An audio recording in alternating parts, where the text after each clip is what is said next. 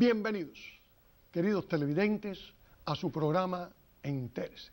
En Entérese hoy vamos a satisfacer a cientos y cientos de televidentes que por años nos han estado pidiendo a través de la email, a través de vernos en la calle, que tratemos el tema de posesión diabólica y el exorcismo. Posesión diabólica y exorcismo. Con tantas películas que hemos visto sobre el exorcismo, pues el que más y el que menos siempre nos ha dicho, queremos saber algo de eso. Y hoy vamos a saber de eso. Hoy aquí hemos invitado al padre Pedro Cartaya, seguidor de la Compañía de Jesús, capellán del Colegio de Belén, director de observatorio y un gran conocedor de todo esto relacionado con la posesión diabólica y el exorcismo. Bienvenido a nuestro programa, padre. Muchas gracias, Jesús. Aunque usted todo el mundo lo conoce, usted todo el mundo lo conoce de este pueblo, porque arriba de eso es el director del observatorio. Hay muchos televidentes que no saben quién es el padre Cartaya. Bueno, en mi familia todos me conocen, y también en el colegio.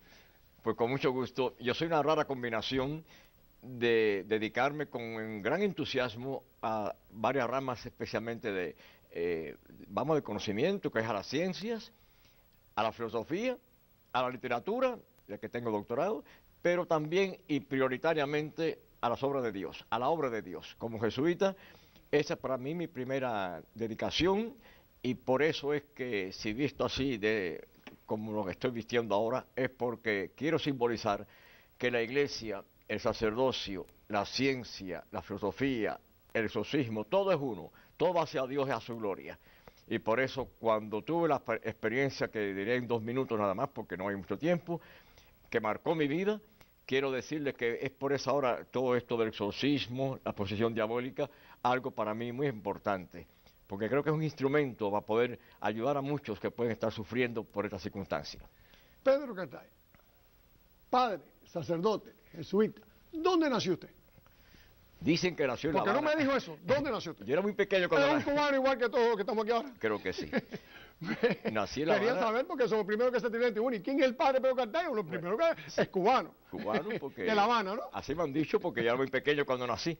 Pero allá nací en La Habana en 1936. Quiero llevar este programa así, señores, porque el programa es fuerte. Así que lo voy a llevar entre una cosa y la otra.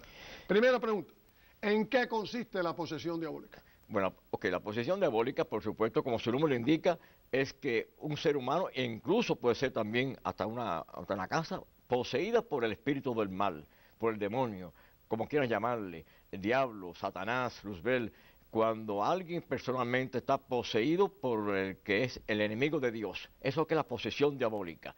Y el exorcismo viene a ser el ritual que la Iglesia ha establecido para poder liberar a esa alma poseída y poderla hacer otra vez libre de las garras del enemigo. Vamos a decir que todo esto empezó en mí, lo que marcó realmente iba a decir mi experiencia y casi iba a decir mi orientación, lo que me sucedió en 1972. Entonces, como sacerdote que era, católico por supuesto, uno cree en el demonio, creía en el demonio porque siempre así fui educado y así fui totalmente convencido, pero la experiencia de ese año como que marcó de verdad, de un modo muy especial, mi dedicación a hacer lo posible por ayudar a los demás en esto.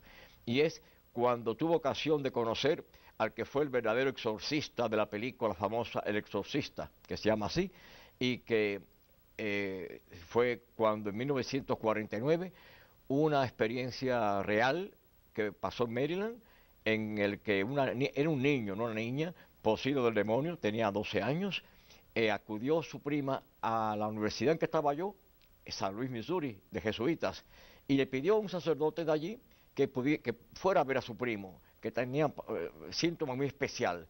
Su madre, directora de Hollywood, y que no era realmente religiosa en absoluto, acudió después de haber pasado por todos los psiquiatras de la ciudad y haber examinado al niño bajo todos los síntomas, se vio impotente para poder ayudarle. Y fue entonces que este padre jesuita fue a examinar al niño y ver que realmente tenía las condiciones para hacer de posesión diabólica, comenzó el exorcismo.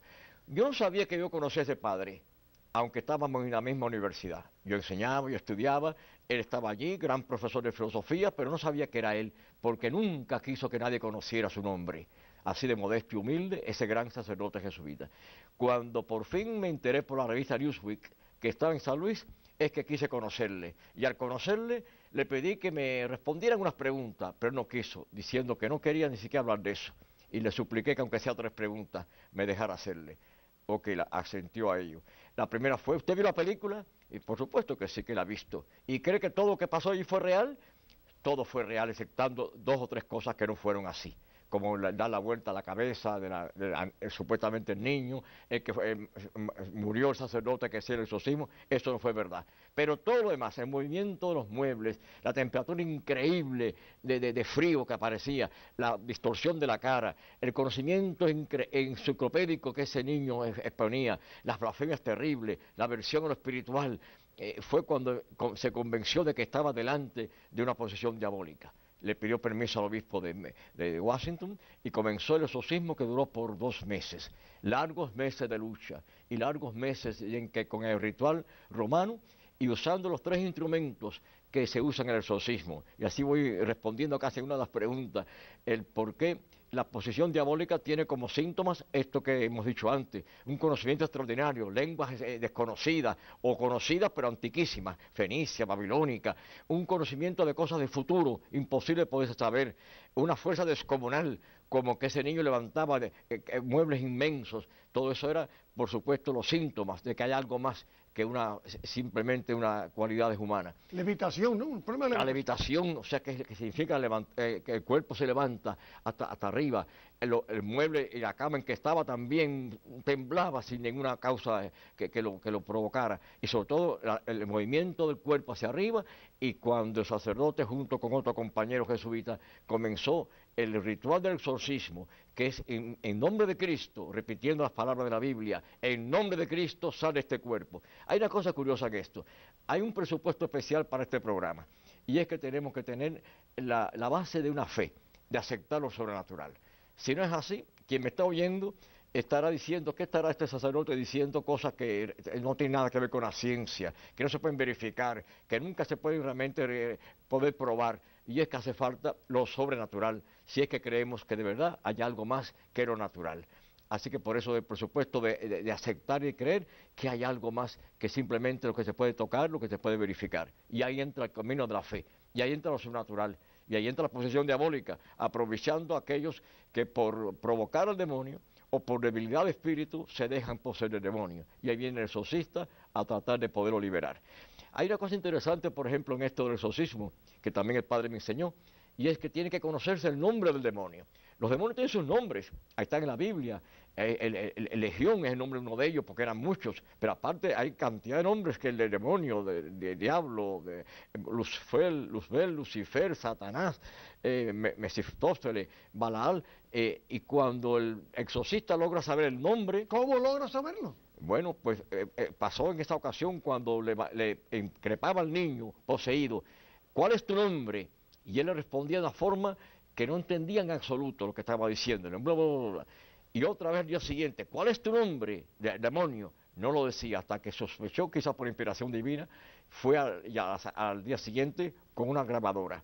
Y al grabar su nombre, a preguntar su nombre, y oír y grabar esa especie de palabras sin sentido, puso en su casa hacia atrás el tape que había grabado. Y decía en inglés en reverse, yo no soy nadie, I am nobody, pero en reverse, era inglés en reverso.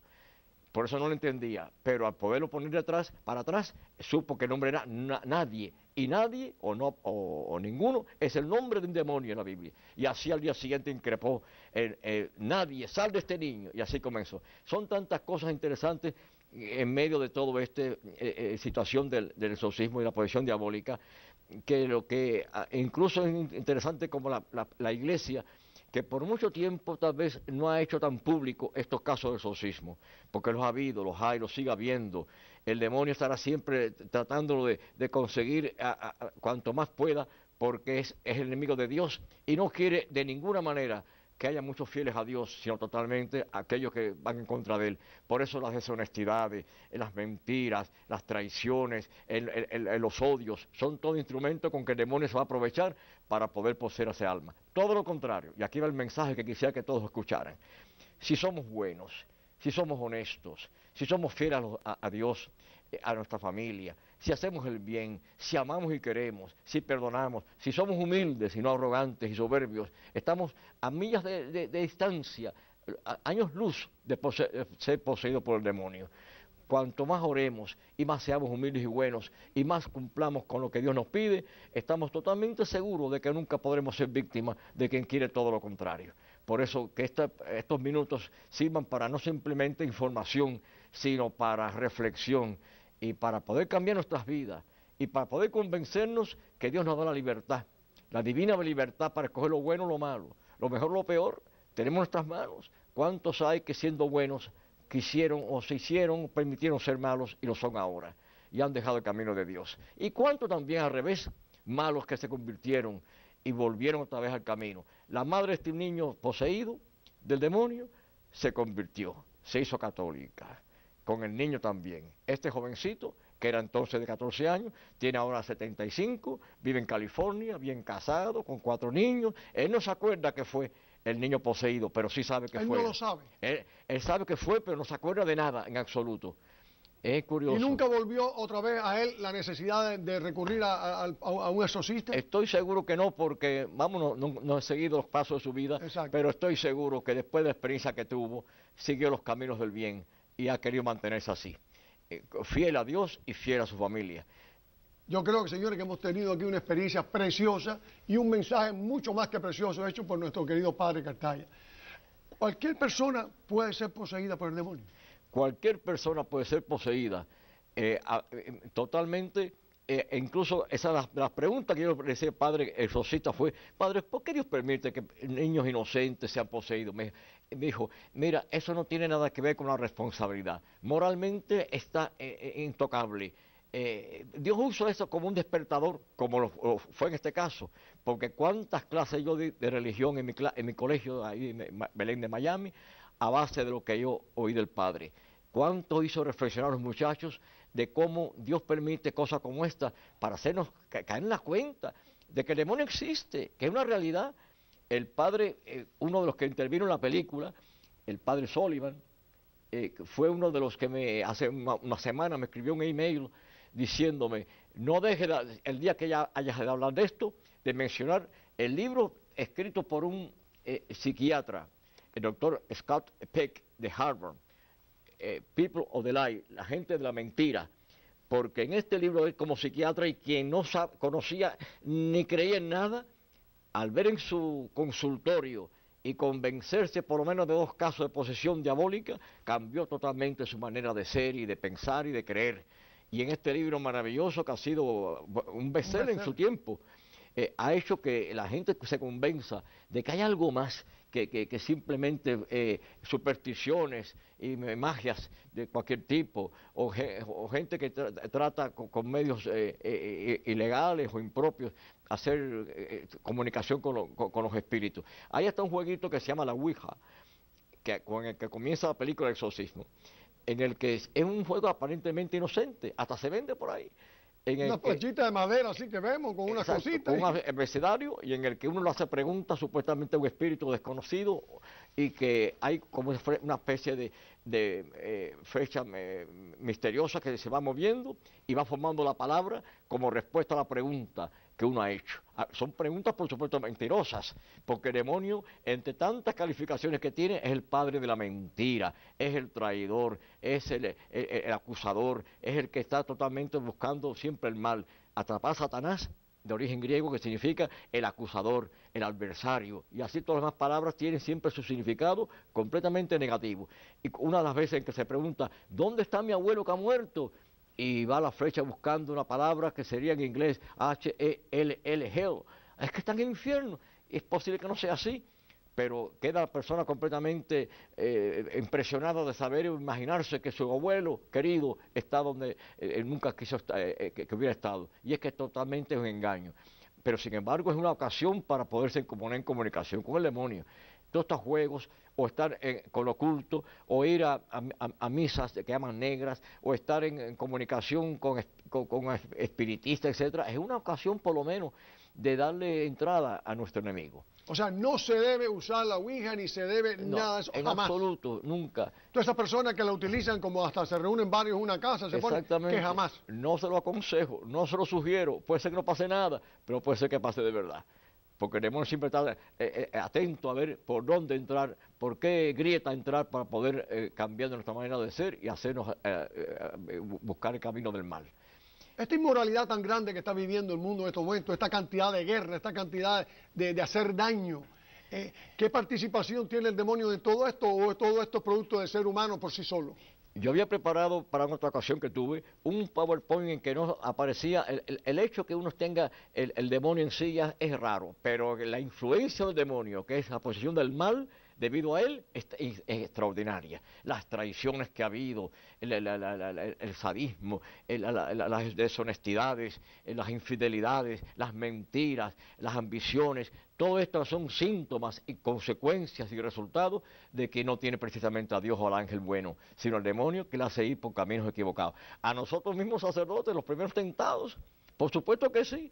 ¿A quién más quisiera el demonio que tentar y ganar, sino aquellos que son instrumentos de Dios?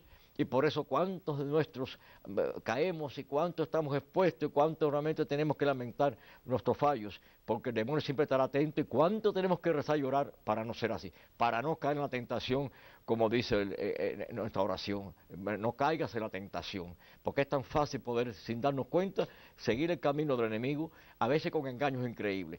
En esta cuestión de las posesiones diabólicas, yo tuve una ocasión, aunque yo fui, vamos a decir, ordenado exorcista. Usted fue ordenado, eso es interesante que ese televidente lo sepa. Que usted, dentro de sus estudios, porque es un individuo con una serie de estudios tremendos, aquí no estamos hablando con un ignorante, aquí no estamos hablando con un analfabeto, aquí estamos hablando con un sacerdote jesuita y todos sabemos la calidad de cultura que encierra el ser un sacerdote jesuita. ¿Cómo fue eso que usted cayó en el exorcismo dentro? ¿Fue permitido?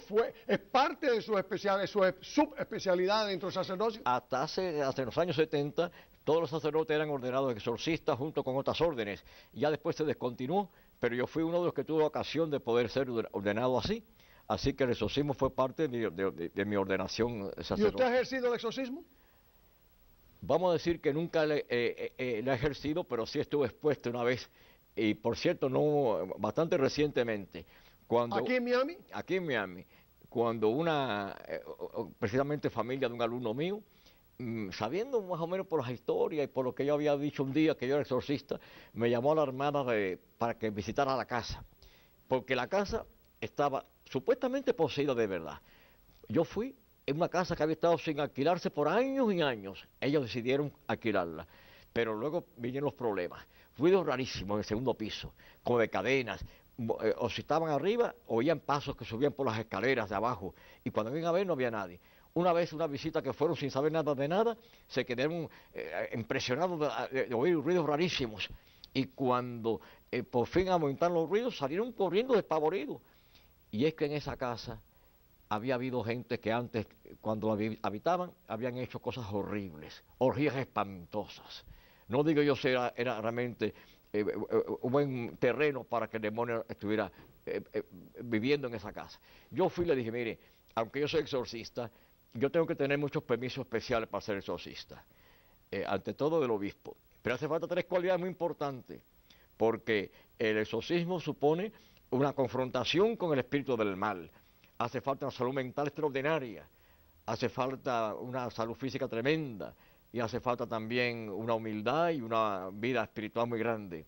Creo que carezco de las 3 cosas en el grado necesario para poder ejercer el exorcismo. Yo lo que voy a hacer es bendecir la casa en todos sus rincones. Y con el agua bendita, que se llama un sacramental, porque es una especie, no es un sacramento, que son los 7 sacramental, es una manera como que, de una forma como el agua bendita, es también la estola sacerdotal, se ayuda a que uno cumpla la obra de Dios. Y así fue bendiciendo cada una de los sitios de la casa. Nunca he oído que haya pasado nada más. Han pasado ya 2 años de esto. ¿Esa familia se mudó o sigue viviendo? Se mudó de ahí porque de todos modos no quisieron vivir en la casa, que aunque ha estado supuestamente vamos a decir, bendecidas por un sacerdote, no creo, me parece que no siguen viviendo ahí. En el exorcismo hay 4 cosas fundamentales que son el agua bendita, que es el crucifijo, y es también la oración de la iglesia especial, una oración que tiene la iglesia especialmente para eso, para que pueda ejercerse el que llama el ejercicio del exorcismo. Y la increpación, las palabras del sacerdote, que en nombre de Cristo sal de este cuerpo, sal de esta casa o de lo que esté poseído. Así que esto son las 4 cosas que se requieren en lo que se llama la labor del exorcista. En la película salen muy bien estas 4 cosas. El sacerdote, a quien yo conocí, que murió hace 4 años, con quien yo conversé mucho y quien me convenció totalmente de que él me decía a mí con una tremenda fuerza de: Pedro, estoy totalmente convencido, tenía delante de mí un niño poseído del demonio.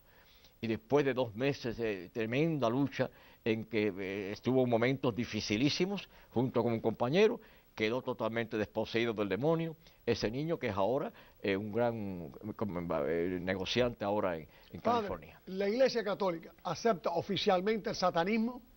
Claro que sí, que lo acepta. Incluso en este libro que le presento hay un exorcista oficial de Roma, que es el autor de este libro, habla un exorcista que realmente ha sido, vamos, positivamente junto con este de posesión diabólica, ambos tremendas autoridades en la cuestión del exorcismo. Y este es el oficial exorcista de Roma, permitido por el Papa. Aquí lo pone el oficial exorcista de la diócesis de Roma, que es la diócesis del Papa, y que con grandes ejemplos responde a todas las preguntas que se ha hecho. ¿Existe un exorcista en caso de que el Papa en un momento determinado fuese poseído? Ya Roma tiene preparado un exorcista para hacerle frente. Antes todos los sacerdotes éramos, hasta el año 71, creo que 72, en que únicamente en cada diócesis hay un exorcista oficial. Así que el obispo sería aquel que asigna a quien haga el exorcismo. Siempre tendrá que ser con permiso del obispo, por supuesto, y con las cualidades de una gran santidad y una gran decisión de poder ayudar a que el ser humano pueda ser liberado del demonio. Es posible hacer un pacto, es que el tiempo nos corre y yo estoy desesperado por hablar 2 horas con usted y ese público también. ¿Es posible hacer un pacto con el demonio? Por supuesto que puede ser, claro. ¿Quién puede hacer un pacto con el demonio? Cualquiera que de un modo, vamos a decir, totalmente negativo, quien niega la gracia de Dios, quien se entra o cae en los brazos del enemigo y del mal, todos aquellos que están haciendo el mal y que lo persiguen. Y en una de las vistas que he tenido preparada en otra ocasión que las expuse, yo ponía como 7, 8 vistas en que se veía cómo el mal de verdad puede funcionar. Cuando hay un mal a hacer algo que en detrimento de la salud y del bien de otros, cuando hay malicia en hacer las cosas que se hacen, cuando hay sadismo, cuando hay interés en destruir, ahí se ve que es el demonio que está actuando en ello, porque todo lo contrario es Dios, el ángel bueno, la bondad, la humildad, la entrega, la generosidad, es todo lo contrario a lo que haría el espíritu del mal, que es el espíritu de la traición, de la mentira, llaman el padre de la mentira, de hacer, incluso los primeros víctimas, los primeros que somos como si fueran candidatos para caer, ¿quiénes van a ser? ¿Quién tú crees que sea? Los sacerdotes. Los sacerdotes, por supuesto, porque somos multiplicadores. Si uno cae, si uno traiciona a su Dios, si uno no cumple con su vocación, ¿a cuántas almas perjudica y a cuántas almas le hace daño? Precisamente porque lo ven como un modelo que debe hacer y así y no es. Padre, sigo con la pregunta porque el tiempo corre. ¿Es posible cómo usted diferencia entre una persona poseída o que esa persona tenga un problema psíquico, que tenga un problema esquizofrénico? ¿Se puede diferenciar?